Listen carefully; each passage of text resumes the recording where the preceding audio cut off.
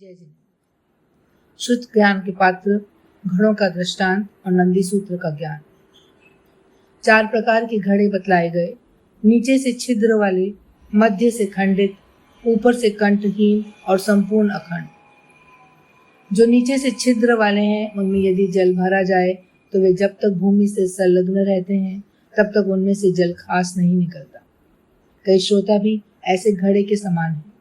वे जब तक आचार्य ऋषि के व्याख्यान स्थल में बैठे रहते हैं और जब तक उनको सुनते हैं तब तक वो धारण करते हैं, किंतु जैसे ही व्याख्यान पूरा होता है, व्याख्यान स्थल से उठते हैं, वैसे ही पूर्व पर अनुसंधान की शक्ति से रहित होने के कारण सुना समझा हुआ ज्ञान बिसर जाते हैं।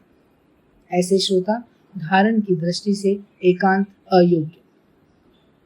जो घड़े मध्य से खंडित हैं, उनमें यदि पूरे घड़े जितना जल भरा जाए तो उनमें उस जल को 1/4, 1/3, 2/4, 2/3 या 3/4 उतना ही जल रहेगा, शेष निकल जाएगा।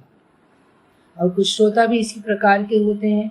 उन्हें आचार्य श्री जितना सुनाते हैं उनमें से वे 1/4, 1/3, 2/4, 2/3 या 3/4 इतना ही समझ पाते हैं, टिका पाते हैं। ऐसे श्रोता धारणा के लिए अल्प पात्र, अर्ध पात्र, द्विभाग पात्र, त्रिभाग पात्र या चतुर्भागहीन पात्र समझने चाहिए।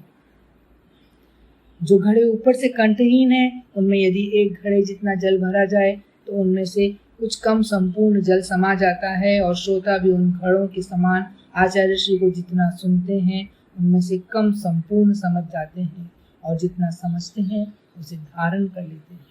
ऐसे श्रोता अधिकांशतः पात्र। और चौथा, जो घड़े संपूर्ण अखंड होते हैं, उनमें यदि एक घड़े जितना जल भरा जाए तो उनमें वह जल संपूर्णतया समा जाता है। और कुछ श्रोता भी ऐसे ही होते हैं। उन्हें आचार्य श्री जितना सुनते हैं वे उसे संपूर्ण समझते हैं और भविष्य में स्मरण रख देते हैं। ऐसे श्रोता पूर्ण पात्र हैं।